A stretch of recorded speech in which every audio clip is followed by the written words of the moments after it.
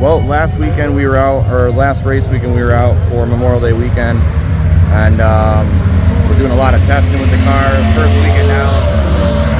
First weekend out with it, and it wasn't running 100% right. We kind of find a happy medium with it, but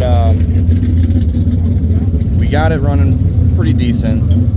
But it just didn't have any like idle. It was really struggling with idling, and it was really struggling with low RPM stuff. So we ended up going back-to-back finals for Memorial Day weekend after we kind of got a hold on the car.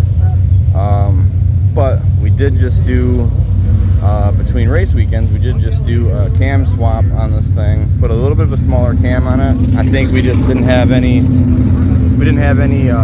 velocity in the bottom end or like lower RPM.